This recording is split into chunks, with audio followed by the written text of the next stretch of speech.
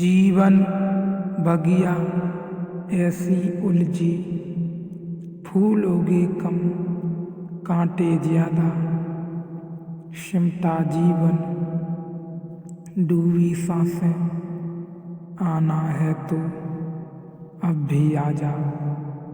यदि आपने अभी तक अंतिम अध्याय नहीं देखा है अष्टावक्र गीता का, तो कृपया करके अंतिम अध्याय देखें और इस सत्य के वक्तव्य को समझने का प्रयत्न करें।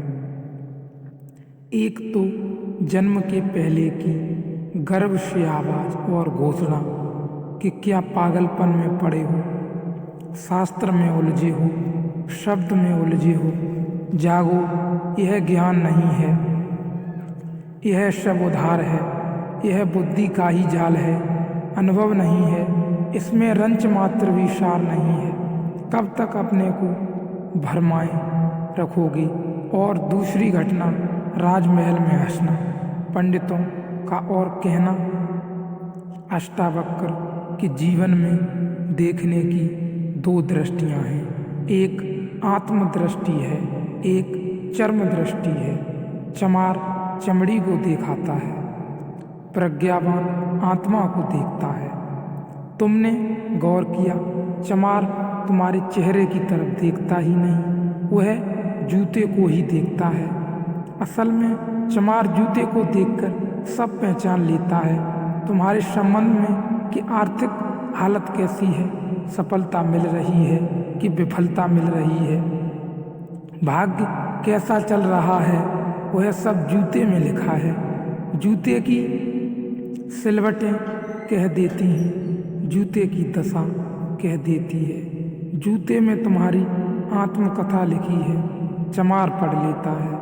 जूते में चमक, जूते का ताजा और नया होना, चमार तुमसे प्रसन्नता से मिलता है। जूता ही उसके लिए तुम्हारी आत्मा का सबूत है। दर्जी कपड़े देखता है, तुम्हारा कोट कपड़ा देखकर समझ लेता है हालत कैसी है। सबकी अपनी बंधी हुई दृष्टियां हैं, सिर्फ आत्मावान ही आत्मा को देखता है। उसकी कोई दृष्टि नहीं, उसके पास दर्शन है। एक छोटी घटना और जो अष्टावक्र के जीवन से संबंधित नहीं। रामकृष्ण और विवेकानंद तो बाद में रामकृष्ण ने उनको पुकारा। जब आए रामकृष्ण के पास तो अति विवादी थे, नास्तिक थे, तर्कवादी थे, हर चीज के लिए प्रमाण चाहते थे। कुछ चीजें हैं जिनके लिए प्रमाण नहीं, मजबूरी है। परमात्मा के लिए कोई प्रमाण नहीं है और प्रमाण नहीं है। प्रेम के लिए कोई प्रमाण नहीं है, सौंदर्य के लिए कोई प्रमाण नहीं है। अगर मैं कहूँ देखो ये खुजला के वृक्ष कैसे सुंदर हैं, और तुम वहाँ हमें तो कोई सौंदर्य दिखाई नहीं पड़ता कहते हो। वृक्ष जैसे वृक्ष हैं, सिद्ध करें मुश्किल हो जाएगी। कैसे सिद्ध करें कि सुंदर है? सुंदर होने के लिए सौंदर्य की परख चाहिए और तो कोई उपाय नहीं। आँख चाहिए और तो कोई उपाय नहीं। कहते हैं मजनू ने कहा कि लैला को जानना हो तो मजनू की आँख चाहिए। ठीक कहा, लैला को देखने का और कोई उपाय ही नहीं है। मजनू को बुलाया था उसके गांव के राजा और कहा था, तू पागल है, मैं तेरी लैला को जानता हूँ, साधारण सी लड़की है, काली कलूटी, कुछ खास नहीं, तुझ पर मुझे दया आती है। ये मेरे राजमहल की 12 लड़कियाँ खड़ी हैं, ये इस देश की सुंदरतम स्त्रियाँ हैं, इनमें से तू कोई भी चुन ले। यह तुझे रोते देखकर मेरा भी प्राण रोता है। उसने देखा और उसने कहा, मैं इनमें से तो कोई लैला भी नहीं, ये लैला के मुकाबले तो दूर उसके चरण की धूल भी नहीं। सम्राट कहने लगा, मजनू तू पागल है। मजनू ने कहा, यह हो सकता है, लेकिन एक बात आपसे कहना चाहता हूँ, लैला को देखना हो तो मजनू की आँख चाहिए। ठीक कहा मजनू ने, अगर वृक्षों के सौंदर्य को देखना हो तो कला की आँख चाहिए और कोई प्रमाण नहीं है। अगर किसी के प्रेम को पहचानना ही है तो प्रेमी का हृदय चाहिए और कोई प्रमाण नहीं है। और परमात्मा तो इस जगत के सारे सौंदर्य और सारे प्रेम और सारे सत्य का इकट्ठा नाम है। उसके लिए तो निर्विकार चित्त चाहिए, ऐसा साक्षी भाव चाहिए जहाँ कोई शब्द न रह जाए, कोई तरंग न उठे, वहाँ कोई धूल न रह जाए। मन की और चित्त का दर्पण पर पूर्ण शुद्ध हो, प्रमाण कहाँ। रामकृष्ण ने, विवेकानंद ने कहा प्रमाण चाहिए, प्रमाण चाहिए, परमात्मा तो प्रमाण दे।